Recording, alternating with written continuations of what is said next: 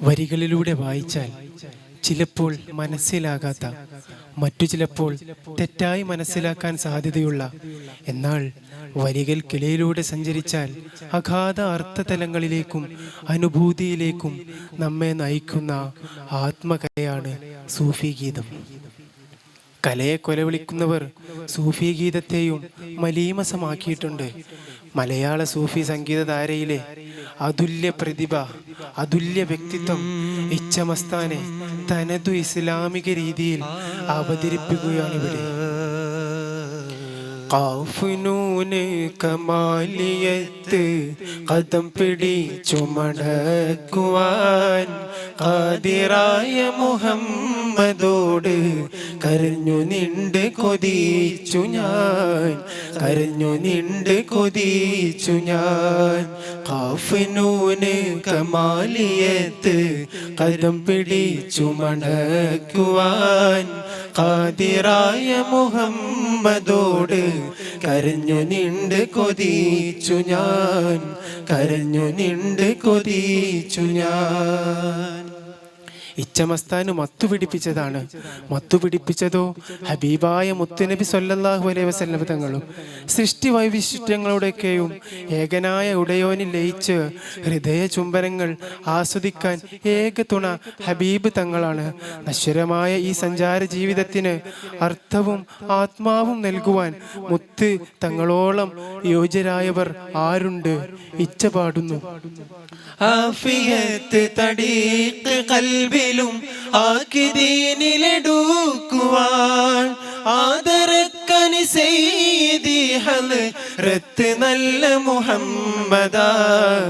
ആഫിയത്ത് തടീഖ് ഖൽബിലും ആക്കി ദീനിലെടുക്കുവാൻ ആദരക്കനി സയ്യിദി ഹൽറത്ത് നല്ല മുഹമ്മദാ.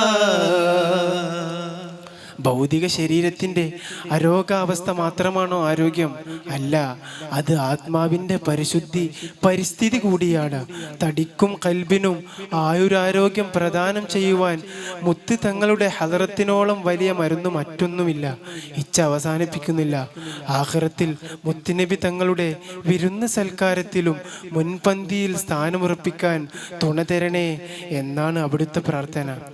മൂപ്പരമ്പിയ മുമ്പിരുന്നിലും മൂടടിച്ചു തിരിക്കണേ മുസ്തഫായ മുഹമ്മദന്റെ മുറാദ് വീട്ടിയെടുക്കണേ. മൂപ്പരമ്പിയ മുമ്പിരുന്നിലും മൂടടിച്ചു തിരിക്കണേ മുസ്തഫായ മുഹമ്മദന്റെ മുറാദ് വീട്ടിയെടുക്കണേ.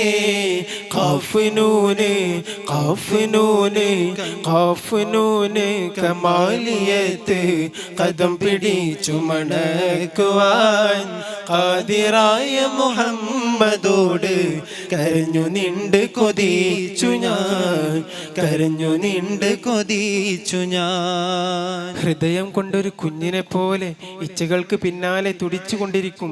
മനസ്സിനെ ഭ്രമിപ്പിക്കുന്ന ആശാമരീചികകൾ കൺമുന്നിൽ വന്നു നിൽക്കുമ്പോൾ ഹൃദയത്തെ ബലി കൊടുക്കാതിരിക്കാൻ എങ്ങനെ കഴിയണം?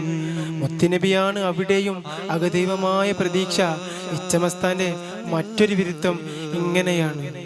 താലോലം പാടുന്ന തങ്കച്ചി പെണ്ണിനെ തഴുകിക്കോ നമ്പിയെ നമ്പിക്കൊണ്ടേ. താലോലം പാടുന്ന തങ്കച്ചി പെണ്ണിനെ തഴുകിക്കോ നമ്പിയെ നമ്പിക്കൊണ്ടേ. തങ്കച്ചി പെണ്ണ് മനുഷ്യന്റെ ഹൃദയമാണ്. താലോലം പാടുന്ന തങ്കച്ചി പെണ്ണ് എന്നതുകൊണ്ട് ഇച്ഛമസ്താൻ ഉദ്ദേശിച്ചത് ആഗ്രഹങ്ങൾക്ക് പിന്നാലെ പായുന്ന മർത്ത് മനസ്സുകളെയാണ്. താമരത്തോട്ടത്തിൽ തായാരെ കണ്ടിട്ട് താമസം കൂടാതെ ചൊല്ലിട് നീ. താമരത്തോട്ടത്തിൽ തായാരെ കണ്ടിട്ട് താമസം കൂടാതെ ചൊല്ലിട് നീ. സുന്ദരമതം ഇസ്ലാമിനെയാണ് താമരത്തോട്ടം കൊണ്ട് ഇച്ഛ സൂചിപ്പിക്കുന്നത്. തായാർ മുഹമ്മദ് സല്ലല്ലാഹു അലൈഹി വസല്ലമ തങ്ങളും തങ്കച്ചി പെണ്ണാകുന്ന ഹൃദയത്തോട് വിട്ടുവീഴ്ചകളിൽ അഭിരമിക്കാതെ മുത്തുനബി സല്ലല്ലാഹു അലൈഹി വസല്ലമ തങ്ങളിൽ അഭയം പ്രാപിക്കാനാണ് ഇച്ഛ പറയുന്നത്. മുല്ലമലർമണം വീശുന്ന ആശിഖിൻ ആശക്ക് നാശം നീ ചെയ്തിടല്ല.